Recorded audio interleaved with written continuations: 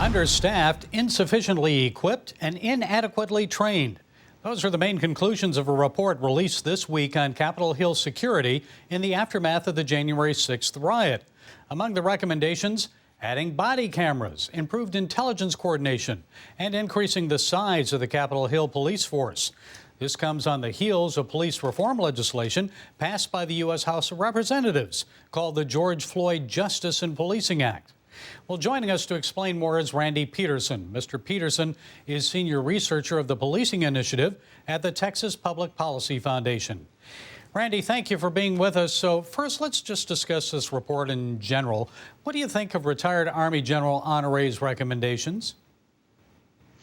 Well, the use of body cams, I think, is not problematic. In fact, I think it's mostly welcomed by law enforcement. I believe the data shows that body camera use tends to exonerate the police far more often than it implicates them in any wrongdoing. So that's not necessarily problematic. I do find it a little bit ironic that the same side of the aisle that spent all last summer calling to defund the police wants the police directly around them to be increased, which 800 new officers would be a dramatic increase in funding. So that part is interesting to me, to say the least. It is. Now, some people would say it's overreacting a little bit. Critics are not downplaying, of course, the seriousness of the January 6th riot, but after all, it was the first like it in U.S. history, one in over 200 years. So what has changed?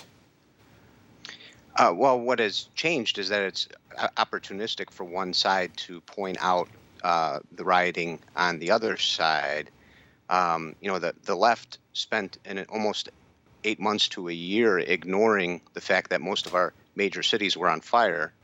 And then for a single day, what in comparison is a minor riot in comparison to the 100+ days that Portland and Seattle were rioting, there was an immediate response. They found the word violence again. It just seems it's very hypocritical, I guess, to say the least. And then this is not to justify what happened on January 6th by any means. That was horrible. Of course. Well, let's look at the George Floyd Act that was passed by the House recently. Most people probably support eliminating police chokeholds, no-knock warrants. But the legislation also eliminates qualified immunity for police and redirects funding to community-based policing programs. So what do you think of those proposals?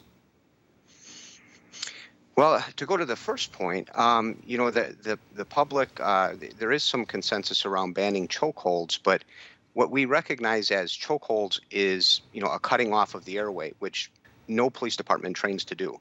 But a vascular neck restraint, which restricts blood flow, is used by some police departments and is almost always non-lethal. When you start to take away those kinds of tools, when you make some legislation in certain parts of the country have made multiple activations of the taser deadly force, or the use of the vascular neck restraint deadly force, when you start to move those out of the realm that they're actually in, which is almost always non-lethal, you take away a tool from the police and a less lethal tool, which automatically begins to escalate their responses, right? And they're not going to train in a system that is now classified as deadly force when they already train with their firearms for that purpose. So you've really taken away a tool that can be life-saving and placed it into an arena that it doesn't belong. So that's one part. But the qualified immunity portion is very concerning. I mean, if you look at the language they put in there, it's not even a defense if the officer's acting in good faith, and something goes terribly wrong that violates someone's constitutional rights. That's not even considered a defense in there. I'm concerned that things like this, even calling it the George Floyd Act, right? There's over 700,000 police officers in the country, and only one of them put their knee on George Floyd's neck.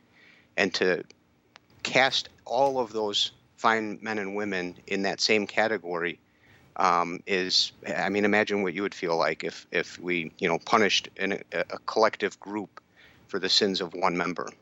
And finally, Randy, the defund police movement, it seems like we're hearing less about that these days, but supporting police defunding may have cost Democrats some seats in the House in the last election. Maybe that's why we're not hearing about it, but it's still being pushed by some politicians and communities. Tell us more about that. Well, the defunding the police movement is probably the most dangerous sentiment that we have here. You know, that when you take away funding, you automatically have to cut training, and training is the most important mechanism by which we can improve policing. You know, the part of the report saying that the Capitol Police were undertrained, that would go for almost every police department in the United States. They're not unique in that situation. They just don't have the funds to properly train the way that that they should. Defunding compounds that. It makes it worse. It doesn't make it better.